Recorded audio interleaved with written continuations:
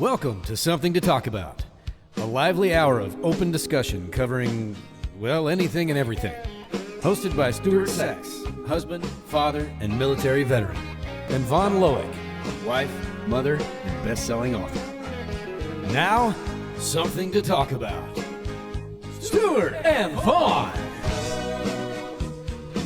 Well, hello, everybody. Welcome to another edition of Something to Talk About. And sitting across from me is actually in person, live and in color, Vaughn Loick is back in the studio. Yay, the crowd goes wild. Sorry. How are you? I'm good. I'm very, very good. Just trying to get... Back from the trip to Colorado? Yes, we went to Purgatory and had a wonderful time. And I'm back with all my, limbs and it looks bones like, intact. And you're dressed like you're still there because you're wearing a nice fuzzy sweater. I'm in a nice fuzzy sweater because I was going to put the It's top cold down. this morning. But the sun's out, so that helps. But yeah, sorry I've been MIA, but I don't know, when was the last time I was here? Right before I went skiing, right? Yes. Okay. Yeah. It was a couple weeks. Couple weeks. So we had a good time. I know you had just gone up that way too, and so like over the summer, right? Yeah, we did as well. Which I would suggest that if you really want to visit Durango, Colorado, summertime is not the time to do it, because it is really more of a spring, fall, winter kind of a location. Because a lot of the houses and everything are not air conditioned there, because they're higher elevation, and it's usually cooler. And while we had a little bit of a breeze, it was very, very hot when we were there.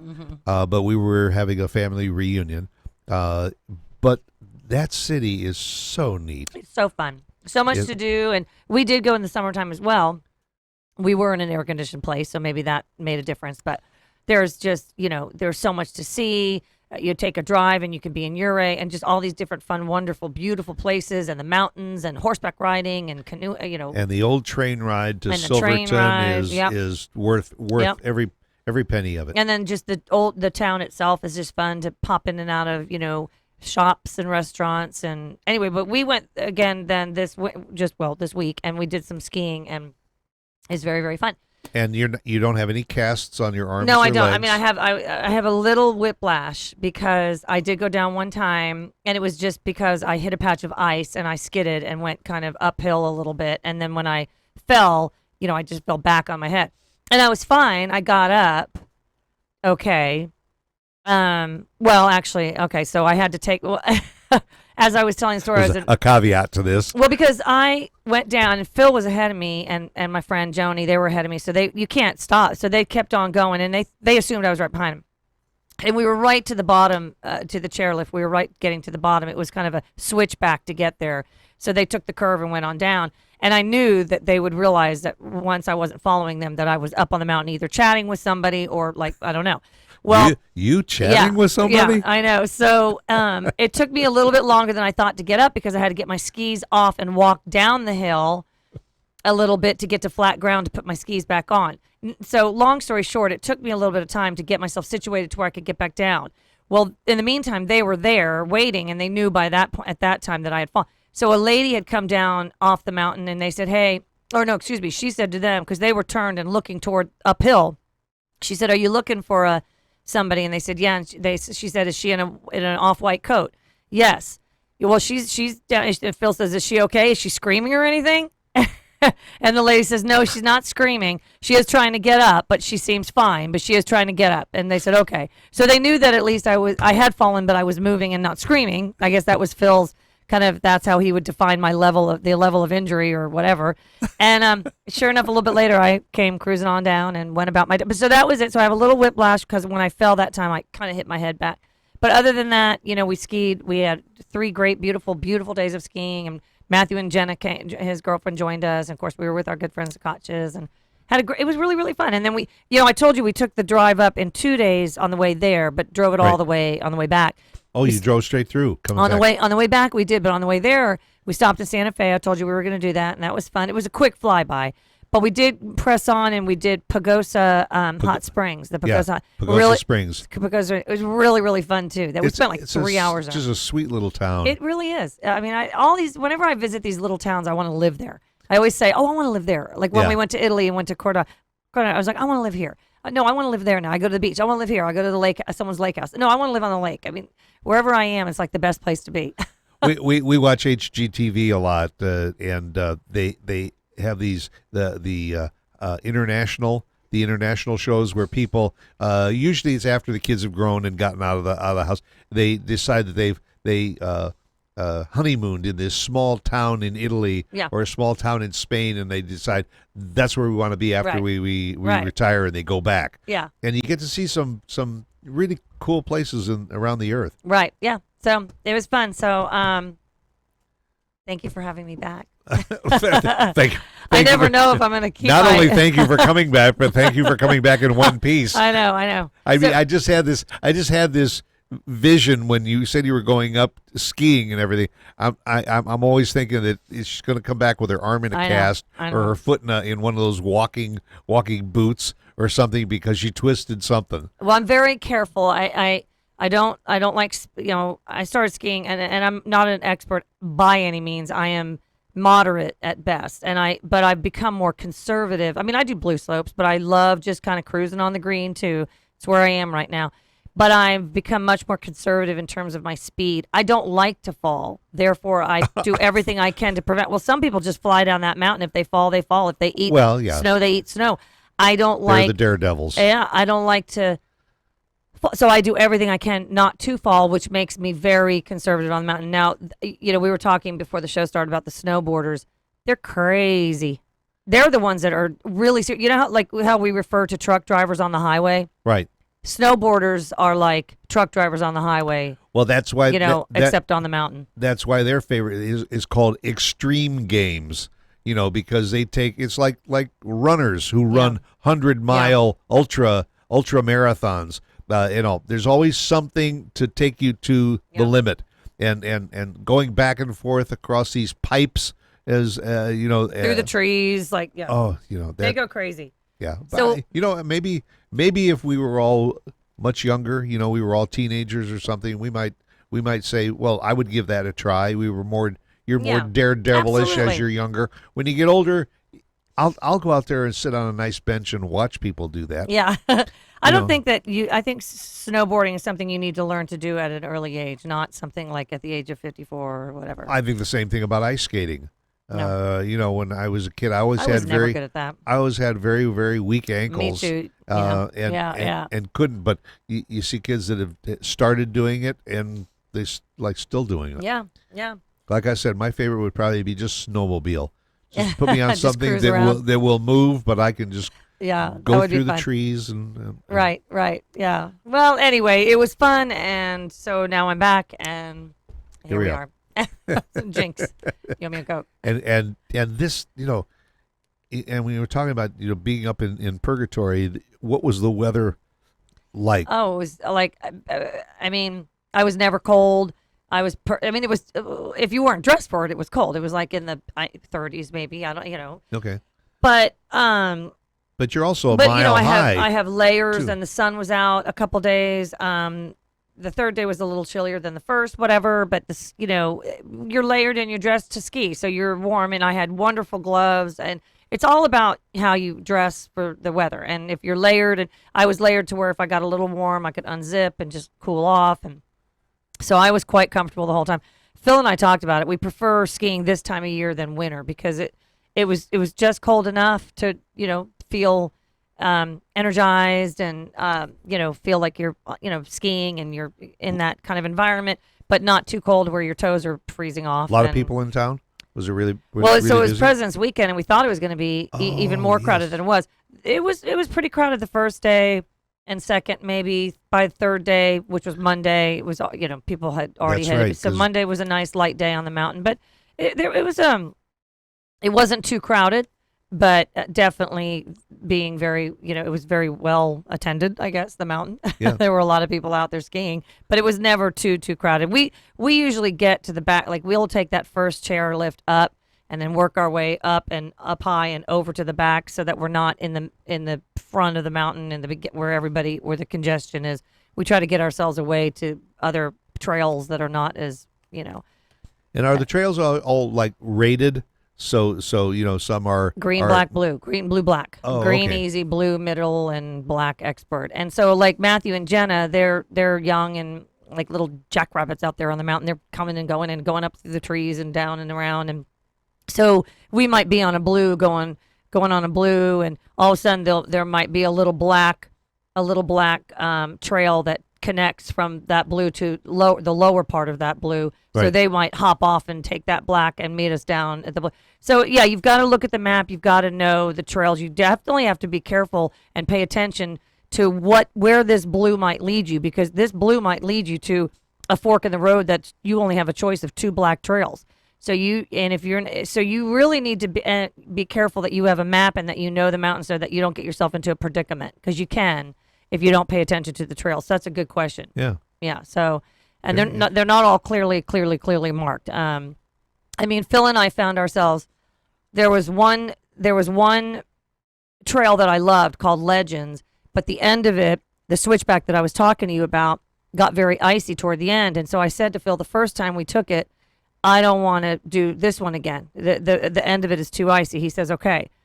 Well, not the next day, but the following day, the next day, we made a bad direction decision, and there we are at the end of Legends again. So I had to go down it again. I managed okay, but it was not fun. So at the bottom of that, I said, I absolutely don't want to do this again. I like Legends, but So my son and we're all going back up, and my son's like, okay, well, let's go here and here, and then we'll hit the bottom of 3, and then 3 will take us up to the restaurant that we want to go to for lunch. Great. So I'm following behind everybody, and I catch up to them, and Phil looks at me and he says, okay, you're not going to be happy. And I'm like, what? He said, well, we thought that this would take us up to here and there and da-da-da. He said, but no. He said, we're back at Legends, and we have to do the bottom of Legends. I was We've like, got to hit the ice freaking again. Kidding me? So you know what I ended up doing? And I got to the part that was very, very icy, and I took my skis off, and I walked on the outside of it where it was snow, because I couldn't do it again. Yeah. I walked just about 30, 40 feet, put my skis back on when it leveled, and then went back on down. But yeah, it can be. You've got to know the mountain. You got to know what you can ski. And just take it according to your skill level, and that's what I did. But it was really, really fun and a great time. So That's what you'll go back again. oh yeah, absolutely, I would love to go back again. So what I miss here? I see. What did we miss? Well, I was going to save this maybe for after the okay. after the break, I but thought that was but where no, you were no, last night. No, you were at I'll an tell event you. last night. I thought. Yeah, well, I was at an event last night for the Frisco Interfaith Alliance. Okay. They had a special presentation with some area teenagers, and they had a panel discussion of these teens talking about the influence of religion on their interaction with students as well as with adults in the community. Okay. And there were seven cool. young people that were so brilliant. They just had great comments in talking about how they interact with each other, and they kind of bordered a little bit on this bullying issue, especially a young lady named Miriam, who is a Muslim from the Islamic Center of Frisco, and she wears the headscarf. I forgot the name of it, and she says that because it's visual, that sometimes she gets teased a little bit in school, but she's learned to deal with it because she finds the strength inside to overcome what's happening on the outside. And that was the one common theme that all of the children, they were there from the Hindu faith, from the Islamic faith, from the Jewish faith, and from the Catholic faith, the Lutheran denomination. And all different ages, or were they all about the same age? There was one young man who was out of high school, and I think he was first or second year in college. But most of them were all like high school juniors or seniors. And it was just kind of a what do you call where it's just open discussion? It was a panel discussion. I love came that. up with a couple of key questions. Like what? Can you remember any of the key questions? Well, that was the main theme of the evening was how has your religion affected you in your dealings with other students as well as just dealing with society. So mainly religion-based questions. Yeah, Okay. yeah. And it was sponsored by the Frisco Interfaith Alliance. It was held at the Hunan Hindu temple that's up at near El Dorado and Independence. And it's the first time I was there. It is an absolutely breathtaking facility. The large room where their prayer room and everything is so ornate, and the altar that they have where they do their services. But the outside of the building is just architecturally absolutely beautiful, and that's one of the things about the organization that we try to share. Yeah. You've always been. the one common thing that we've always said is that when we all get together and whatever this is, whether it's a panel discussion with youth or just a meeting, we find that there are so many more similarities between religions than there are differences, that we really do have a lot more in common. And by sharing some of that, you have a better understanding of each other. So did they do that? They did that. I think it's interesting too because you're talking about who was on the panel.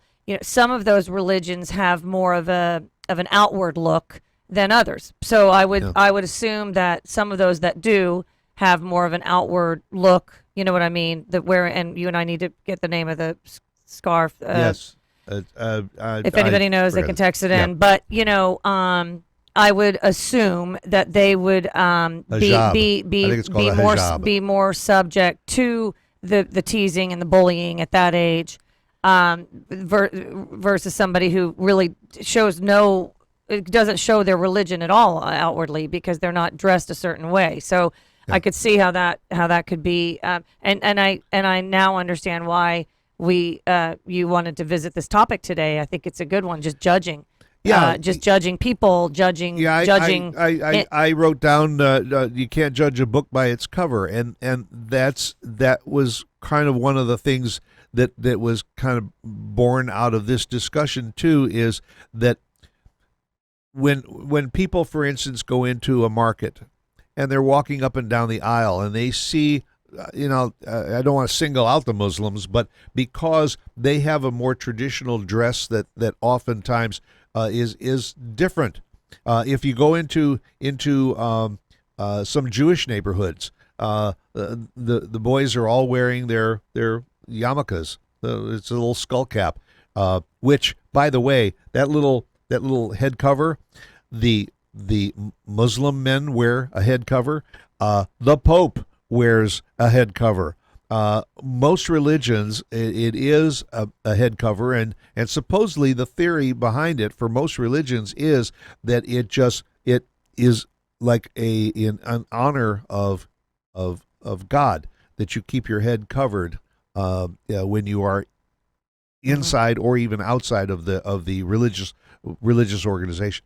But there are people that still have a hard time understanding what the Islamic faith is all about.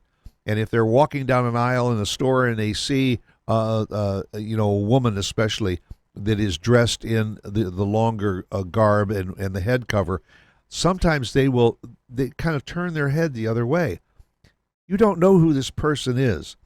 And the first time, and I never encountered Muslims when we lived in South Florida. When I moved here, I did, and they're like everybody else. Their faith may be different, their ethnicity, their background might be a little bit different, but under that exterior, the blood is still red. The parts are all the same, and generally the personalities are. You don't realize how common we all are.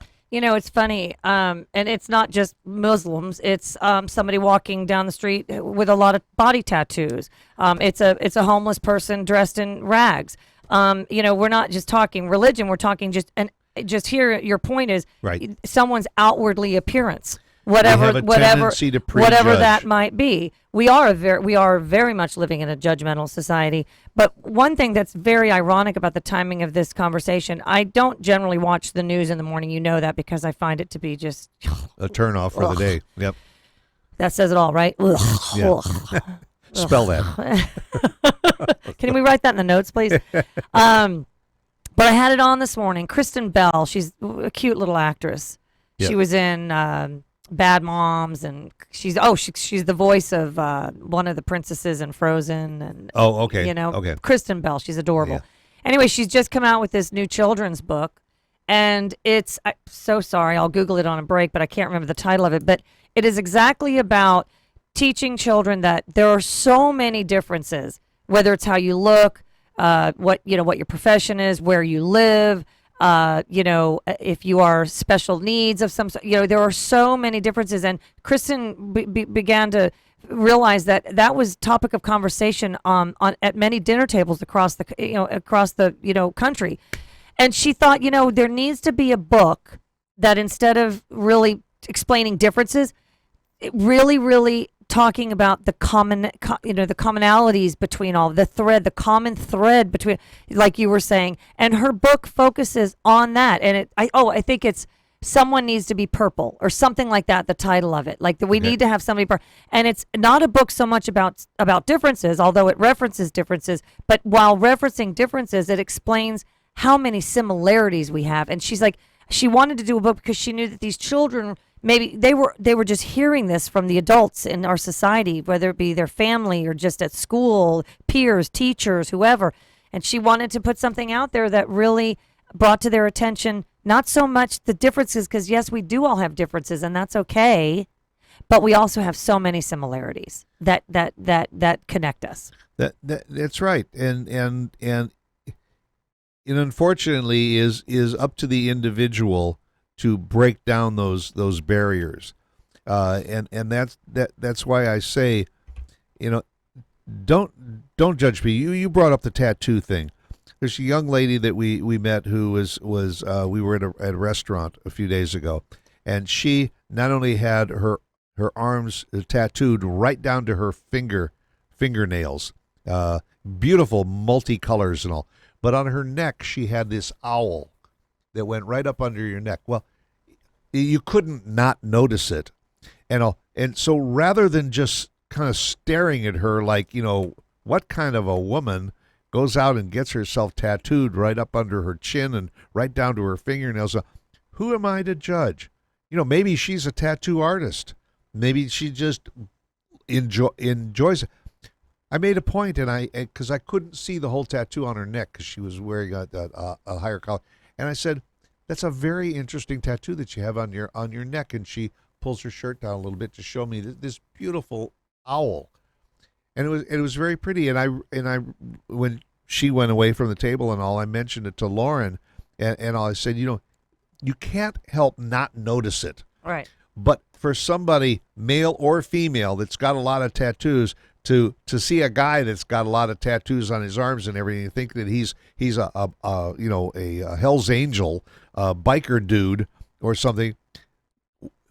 Why do we as a society prejudge because of what we see on the outside without taking the time to know the person on the inside? Because it's easier to do that. Because to connect with somebody personally takes time. Yes. So our initial reaction might be to say, "Oh, a lot of tattoos or piercing, whatever the case may Just be, go to the next aisle. whatever the outwardly appearance is that offends you, whatever it is." Because we could be talking about religious dress. We could be talking about tattoos. We could talk about we could even be talking about somebody who dresses too conservatively. I mean, you know what I mean? Somebody might think, That's right. that person's a real bore.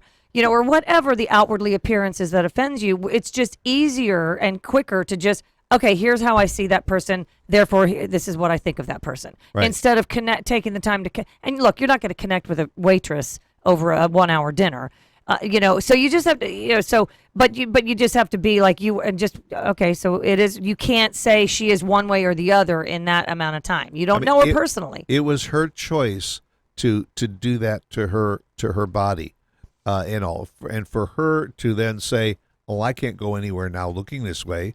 That's more a norm to her. Yeah. And I'm sure that she also feels that, listen, if people are going to stare at me because of the tattoos that I have, that's their problem, not mine. Yep. So, well, there's a lot more things that we judge. We judge books by its covers, movies, products. I want to talk a little bit about that. There's a lot that we judge just because we don't take the time to get to know. So Well, what we will take the time for now is a commercial break, and then we will come back with more of something to talk about. 3, 2, 1. KVGIRadio.com. Y'all have really just opened my bubble and just... KVGI Radio brings you conversation and entertainment. Be sure to follow us on social media. Who streams the best talk shows? We do.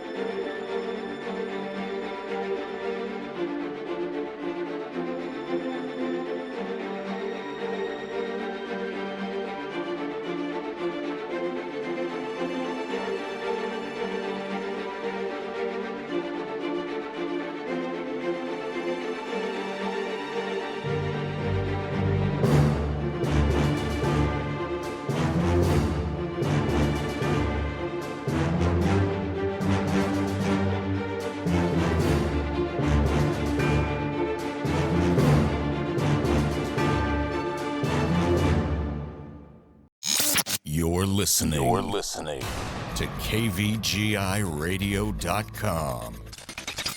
Streaming live from the KVGI studios in Frisco, Texas. Live without limits.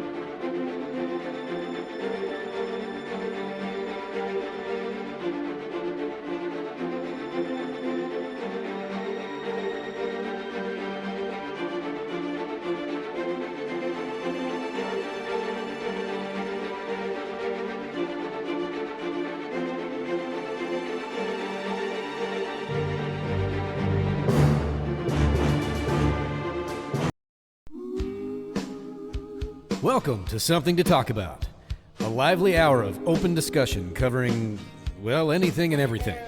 Hosted by Stuart Sachs, husband, father, and military veteran, and Vaughn Loick, wife, mother, and best-selling author.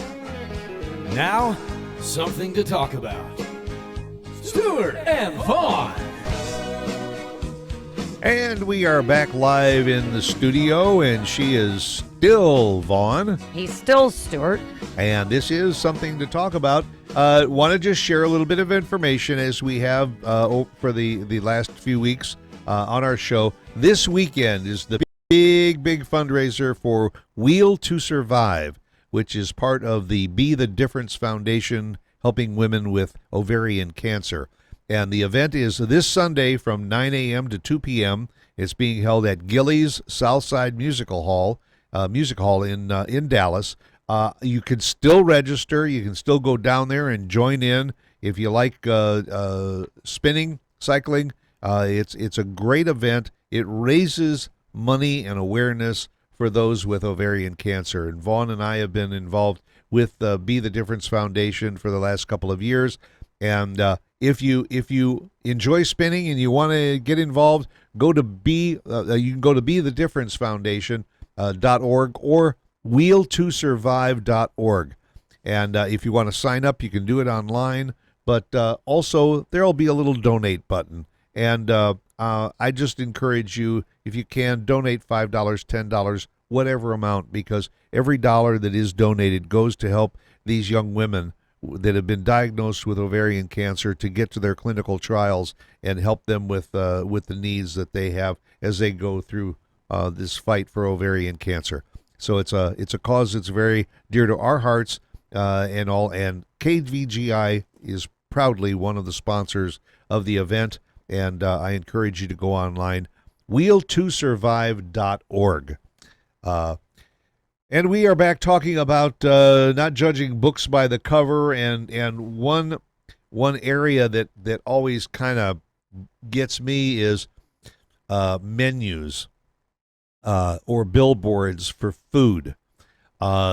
When was the last time that you ever had a Big Mac or a Whopper that actually looked like, when you unwrapped it, it actually looked like the one that you saw in the advertising or on the billboard? Never. Yeah. They all look like they're stacked about 8 inches high, and look nice and juicy and crisp. And you open up your wrapper and it's wilted lettuce and a soggy slice of tomato and all on that. So don't judge a burger by its ad. Don't judge a burger by its ad. That's right. But that's part of the advertising industry, is to make things absolutely. look absolutely much better than they really are. So we bought years ago, Matthew, who's now 23, when he was in 5th grade, for his little moving up ceremony gift, moving up to middle school. He got to go to Toys R Us or wherever we were at the time to pick a present for himself, whatever. He picked, so he saw this box, I'm going to call it a wave runner that you can use in a pool. It was like a little motorized raft, okay? The picture on the box, even I was excited about getting this for him. It showed 2 kids. One was in one of these little, rafts, I'll call it. The other was in the other one. And they're like cruising in the pool, and they're kicking up, they're making wakes. The one kid's making wakes behind his raft, and the other kid is like turning and spraying up water off of his, these 2 big. So we buy 2. I let him buy 2 because, of course, it's more fun to do this with a friend in a pool, right? We put these things in the pool. It's like, I mean, and we laughed so hard because the picture on the box, there was absolutely no way ever that you could have created the scene on the picture on that. But it was so, it barely moved. I mean, you could have done one of those little wind up turtle things and it would have beat it in the pool. I mean, it was absolutely.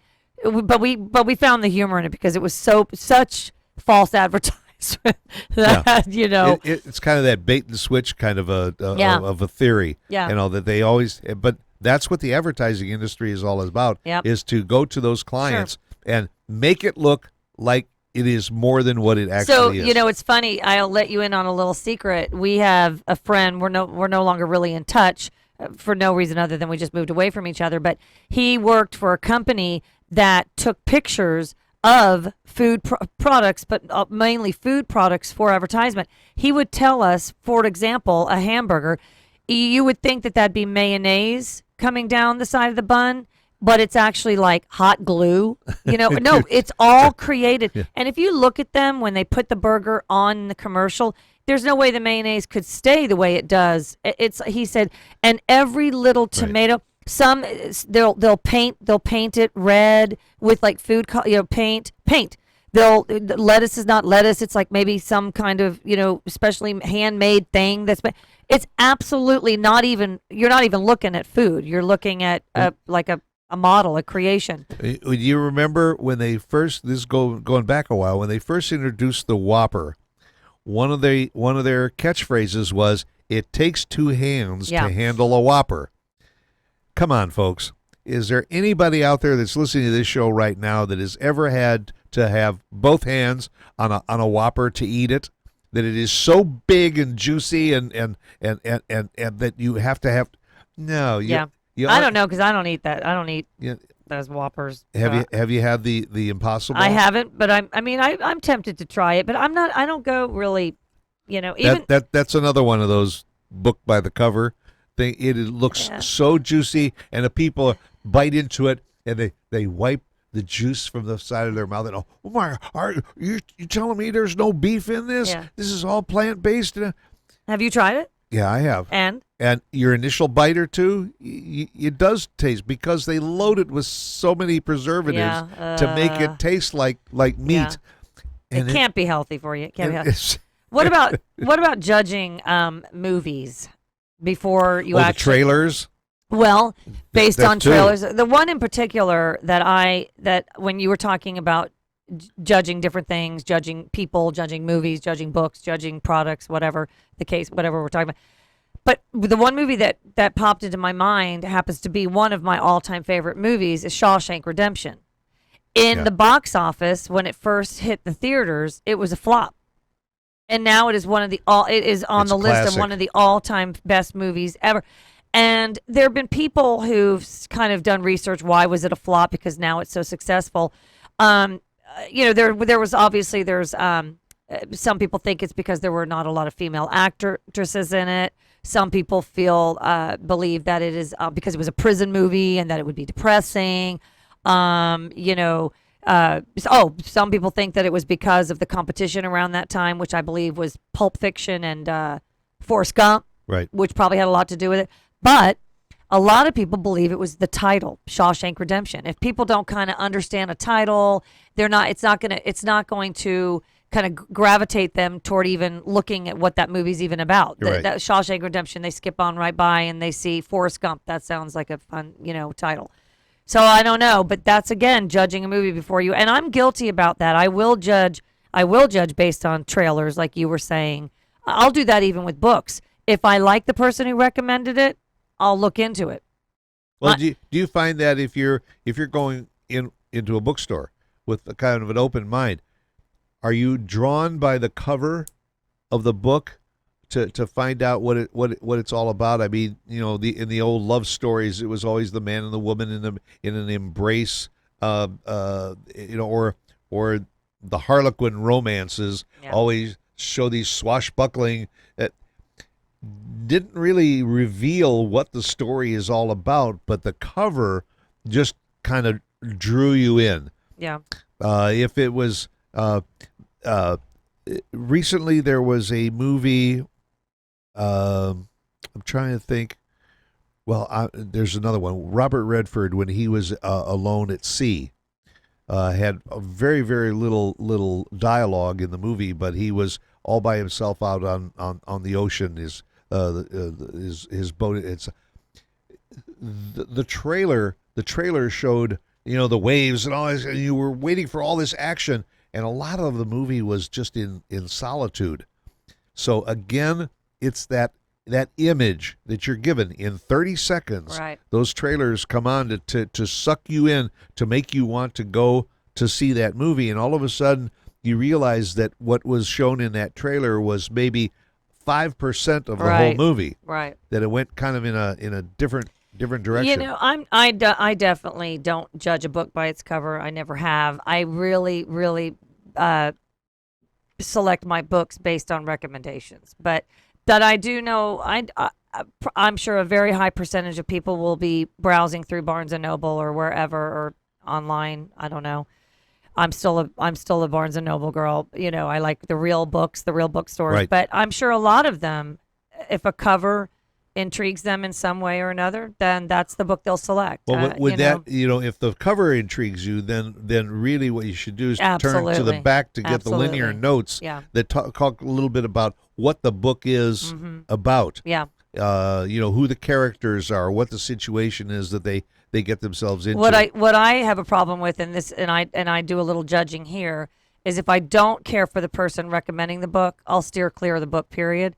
And that's kind of just that's true with movies. They come out with a movie. Right now, I want to go see Parasite. Only because of what I heard about it at the Oscars. Well, well. it won the Oscars. It's the first non English speaking film to ever right. win the. You're gonna have to read the subtitle or the. Right. So if you don't like subtitles, but it won the Academy Award, are you going to be drawn in to go see it? Yeah. In my case, yes, because it won the awards. But I have been to Oscar-winning movies and sat through it and then walked out of the theater saying, it was a good movie, but I don't know whether it was Academy Award quality, at least in my mind. But that's up to the individual.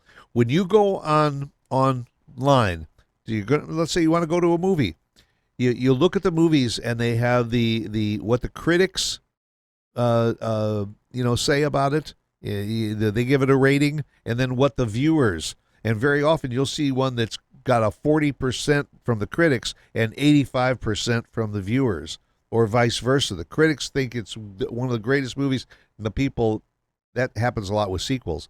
But again, it's up to the individual. But are you kind of drawn in because of what the critics say, or what the public say, or what the trailer says on that? I feel the same way about some restaurants. If you're going on, you want to find a nice restaurant, you Google Italian restaurants. Boy, look at the pictures that you're going to get. Every restaurant that's advertising there has the most luscious platter of food that they offer, and that gets you in the door. And then you sit and you walk out and you say, it was okay. Yeah. Which doesn't do them any favors, because eventually everybody who goes in will never come back and whatever. But but I hear what you're saying, just in terms of how they advertise and how themselves. I don't know. Another thing I was thinking when you and I were talking, it's so easy to judge everything, not even people and books and movies and whatnot, just based on what we see. A friend of mine and I were talking on the way here this morning, and I was telling her what the topic was, and she actually looked at it from a different angle, which was judging the actions of people. You see a man, I don't remember her exact example, but this is almost like, if anybody's ever seen the show Les Mis, in the beginning, the man steals a loaf of bread to feed his daughter, but he's then sent to prison forever, and Right. But the point is, we also judge actions, and especially today with our little video cameras, we judge a lot of things that happen in our society based on what we see in sometimes small little snippets of a whole scenario. We don't even know the whole scenario. We don't even know what led up to the action or what followed. We just see the little snippets. And we judge that whole scenario based on what we see. And we don't allow ourselves time to dig in and get all the information before we start, spitfiring out there on social media what we think of that, when we don't even really know all the details. It's based on what we see, and we judge the whole scenario based on that. I thought that was interesting, because I was thinking a little bit more in terms of judging movies and this and that and people and how they dress and religion and all of that, when really judging the actions of people you don't even someone maybe steals something and it's to feed their family. I don't know. Not to excuse certain behavior, because a lot of that is just referencing what's right and what's wrong. But I'm just saying we do judge a lot of things that happen in our society right now based on just what we see and what we might hear. Well, that's like social websites like Nextdoor. A lot of times I see something posted on there. Somebody just moved to the area and they want to know where's the best pizza in town, or where do you go for a good steak? Oh, you get all kinds of comments that this steakhouse, that steakhouse, whatever. That's fine. You want kind of a direction, but you get 40 different answers. So how do you know? It's based on, now you Google it, and again, you see this beautiful sizzling steak in the middle of the platter with the broccoli on the side and the double baked potato, and the real key probably is if there's something that says now buy one get one free, that's probably an indication that maybe it's not all they're trying to get rid of it. I don't know. Yeah. Please buy one and please take one for free. They just need free to come in because they need the business. But word of mouth is always a good advertising. But we are so often misled by that breaking news, that initial right at you. I mean, I don't want to get into politics, but we are at a political time of our life right now where all these candidates are trying to put their best foot forward. They're trying to say something that's going to grab you and say, oh, I like the way he talks. Except sometimes candidates will say whatever the audience wants to hear. You think? And then they go to another town and they will say something different. and so you can't judge the book by the cover. It might look like somebody that could be presidential, but maybe they just don't have the background so we as a society have to dig in order to find out what it's all about, because the cover didn't really say everything that needs to be said. Absolutely. I mean, definitely in politics, do your homework before you vote. Absolutely. There's no doubt about it, because I don't want to get into it, but I sit there and it's just a big circus. I can't even barely watch. But anyway, but yeah, even especially things that are put out there in the news, again, going back to, with our phones, we take videos of, I even have friends that were at a restaurant. This was years ago, and somebody who was at their table was getting into an argument with somebody from another table because I guess their chairs were bumping into each other or whatever. It wasn't a big deal. But they look over and they see that like two women from another table are videotaping the whole thing. It was really nothing. There was nothing there to video. I think they were just hoping that perhaps it would escalate into something that they could then put out there. They could sell to the media and make a buck or two. It's absolutely. So again, say they would have put something out there and it looked, maybe little snippets of it looked like there were two people getting into a fight or something, when really the reality of it all was that you didn't see what led up to it. You didn't see how it ended. You didn't see. And so I think we are a very judgmental society, and we don't have the right to judge people. I mean, obviously there are certain things that are pretty black and white, and it's not a judgment call. It's a kind of okay, here's the fact. But I think we do need to remind ourselves to be careful of that. I mean, judging meals and whatnot, there's no harm, no foul there. You get there, you like the meal, you don't. The burger looked like it didn't, that kind of thing. But judging people, judging dress, judging religion, judging politics, judging situations, certain behavior, actions. That's where I think we can get ourselves a little bit in trouble. That's right. You have to do your own homework. Yeah. To do that. Or obviously there are times you can't do homework if it's just a situation occurring right in front of your eyes. Just if it's none of your business, it's none of your business. I mean, you don't. I don't think we all really need to. I say we don't need to judge. Why do we need to judge? What does it matter?